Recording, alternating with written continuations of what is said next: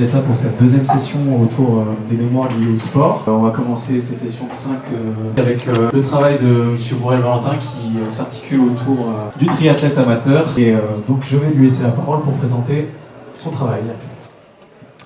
Merci. Donc bienvenue, je suis fier de vous présenter aujourd'hui mon travail de fin d'études de kinésithérapie réalisé sous la direction de M. Thibaut Lombardet. Alors pendant longtemps, enchaîner natation, vélo et course à pied était perçu comme un sport de fou réservé à une élite.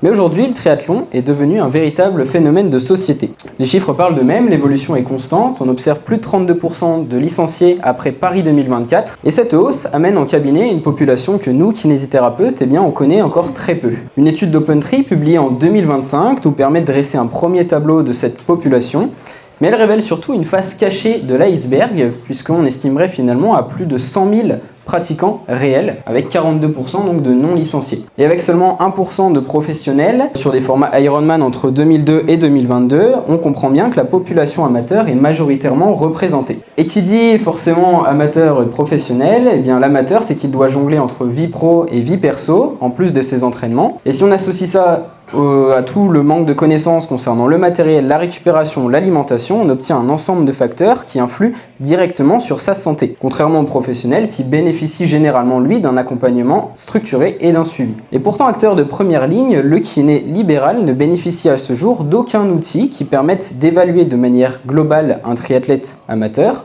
dans une démarche préventive. Alors, en recoupant ces besoins, nous avons pu définir la question de recherche suivante.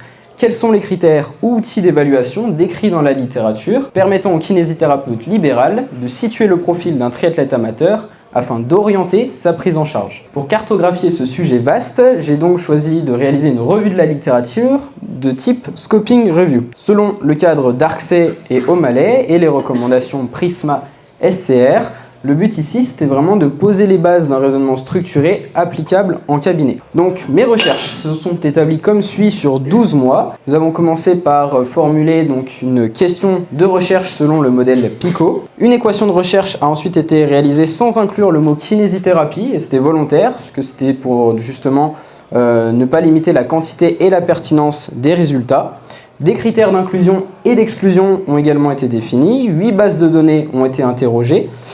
Et tous nos articles ont été transférés sur le logiciel Zotero, puis sur l'outil en ligne Ryan pour réaliser notre sélection finale. Et ils ont été ensuite traduits avec le logiciel DeepL. Des fiches de lecture ont été réalisées pour extraire les éléments décrits dans ce mémoire. Et bien que ce ne soit pas obligatoire pour une scoping review, par souci d'analyse et d'augmentation de la qualité de ce travail, nous avons choisi de réaliser une analyse donc, de la qualité méthodologique des différents articles à partir des grilles d'analyse spécifiques et des niveaux de preuve de la HAS. Donc, on obtient finalement 1201 sources initiales pour 14 articles retenus au final. Ce diagramme de flux détaille tout le processus de sélection. Il est présent donc, dans ce mémoire. Le corpus, si on s'y intéresse, c'est plutôt récent, de haute notoriété scientifique. Il fallait faire attention à l'interprétation donc de l'impact factor qui, comme je l'ai noté, reflète le prestige d'une revue, mais il ne préjuge pas systématiquement de la qualité intrinsèque de chaque article. Donc par exemple, si on s'appuie sur l'étude de Vivan et collaborateurs au bout de la flèche là-bas, donc bien que la revue dans laquelle il fut publié a un impact facteur de faible valeur,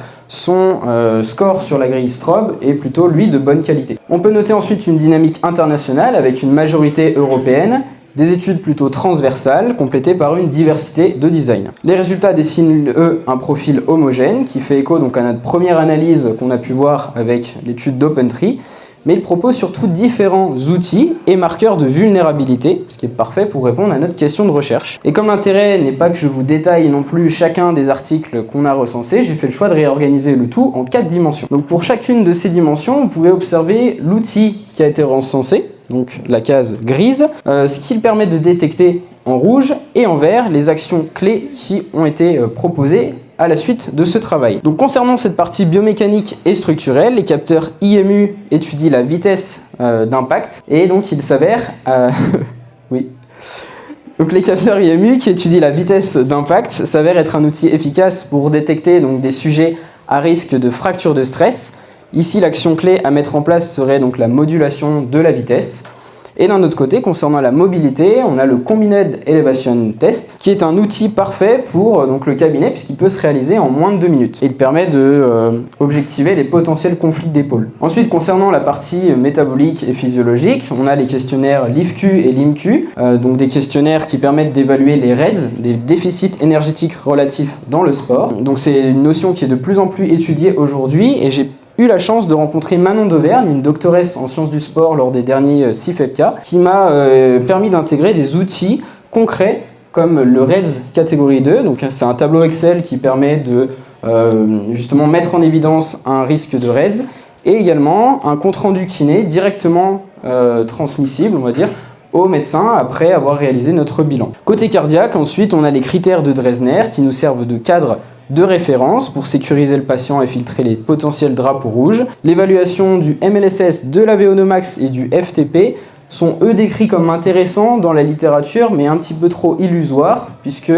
il est difficile de définir réellement un profil type du fait de l'hétérogénéité de la population amateur. Le troisième domaine, lui, analyse la capacité d'adaptation de l'athlète en pratique. Donc là, on a le ratio EWMA qui, couplé au RPE, s'avérerait pertinent pour détecter un découplage entre la charge et le ressenti. Et pour évaluer la fatigue neuromusculaire, l'étude de Coutts, unique ECR de notre corpus, nous propose le 5-bone test, l'application MyJump 2 et le questionnaire DALDA. Une méta-analyse au sujet du monitoring appuie cependant qu'il vaut mieux se référer à la moyenne des évaluations qui ont été faites plutôt qu'à la plus haute pour réaliser un suivi efficace.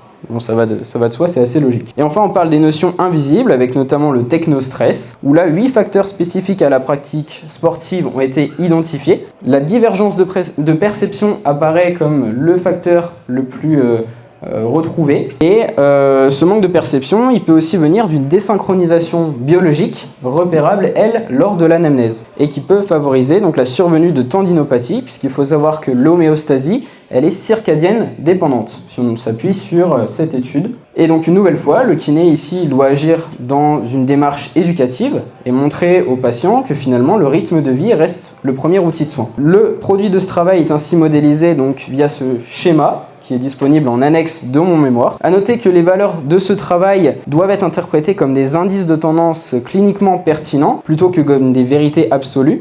On a compris à sa réalisation qu'il serait difficile en fait d'établir des normes justement individuelles grâce aux outils proposés dans cette revue. Enfin, il serait plus facile d'établir justement une norme individuelle plutôt qu'une norme globale du fait de l'hétérogénéité de la population amateur. Mais on comprend que finalement, bien, tous ces outils, ce ne sont que des pièces de puzzle, puisque si on s'appuie sur les travaux récents de Manon d'Auvergne au sujet des REDS, celle-ci nous présente une rosace, donc la rosace du consensus du CEO de 2023, vraiment un outil très important et très intéressant qui évoque la nécessité de prendre en compte l'ensemble de ces notions pour mettre en place un suivi efficace chez n'importe quel sportif. On peut ainsi s'amuser à replacer les éléments de mon travail et on observe eh bien, que ça ouvre un potentiel travail pour compléter les différents domaines qui n'ont pas été abordés. Ainsi, je terminerai avec cette phrase de Shona Alson, une figure majeure de la récupération sportive. Nous devons tous nous rappeler que les systèmes de surveillance peuvent distancer l'entraîneur ou le soignant de l'athlète ou du patient et qu'ils ne devraient jamais remplacer une communication régulière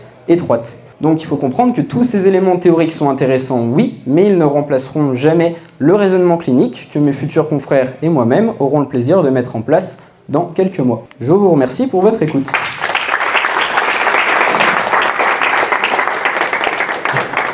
Écoute, merci beaucoup Valentin pour ta présentation très claire. Moi j'ai une petite question. Tu as dit dans ton matériel méthode que tu n'avais pas utilisé le mot kiné sans trop justifier, alors que tu es dans un devoir de kiné. Pourquoi ? Et bien justement, donc c'est une bonne question. J'ai pas utilisé le mot kinésithérapie dans mon équation de recherche, puisque en fait l'axe que je voulais prendre est justement un axe plutôt sciences du sport. Donc c'était assez volontaire de ma part. Et dans mes premières recherches, j'ai tout simplement vu que en fait, il n'y avait aucune étude qui portait directement sur la kinésithérapie et le triathlon dans un modèle de profilage. Et donc c'est pour ça que je ne l'ai pas inclus de manière volontaire. Donc forcément, le tout à la fin devient plus global. Mais ça nous permet, et c'est le but d'une scoping review, d'avoir justement une vision beaucoup plus large de la question de profilage. Merci Valentin pour ta présentation, c'était vachement clair. Moi j'ai une question peut-être plus personnelle. En quoi tu penses que ton travail là t'apportera dans ta pratique par rapport à ton suivi sur les triathlètes, hormis tes résultats quoi. Est-ce que tu peux répondre en anglais s'il te plaît? I think. Mon travail, ouais, je pense que... merci pour ta question en tout cas. Mon travail, il sera vraiment utile dans ma pratique personnelle, justement sur le fait de comprendre qu'il faut prendre en compte vraiment la globalité d'un patient quand on l'a face à nous, qu'il n'y a pas justement une seule pathologie, que s'il vient pour quelque chose au niveau du genou, on ne va pas juste se focus sur l'aspect musculo-squelettique, et de vraiment prendre en compte cette sphère psychologique, comportementale, justement c'est tout le sujet des REDS, qui étudie vraiment toute la globalité de la sphère hormonale jusqu'à la sphère sociale. Et donc, ouais, je pense que c'est plutôt cet aspect-là, de comprendre vraiment qu'un patient, c'est une globalité d'éléments.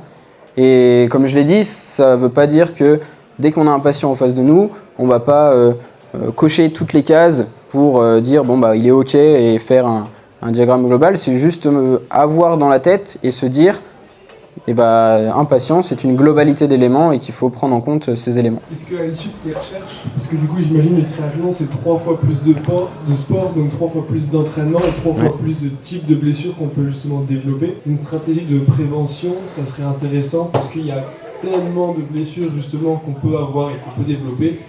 Et si ce serait intéressant de faire de la prévention, pour quel type de blessure penses-tu que ça serait le plus pertinent? Merci pour ta question.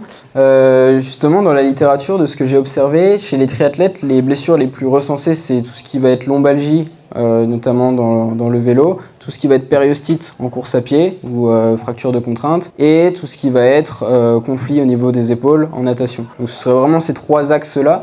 Après, la difficulté et le biais un petit peu de mon mémoire, c'est que forcément, j'ai pas recensé toutes les études d'analyse en course à pied, en natation et en vélo, indépendamment de chacun, parce que c'était tout simplement impossible. Et donc ouais, ce serait un axe, si vraiment on voudrait taper large, ce serait un axe à aller chercher. Merci beaucoup Valentin. On peut applaudir encore. Bravo pour ton travail. Merci.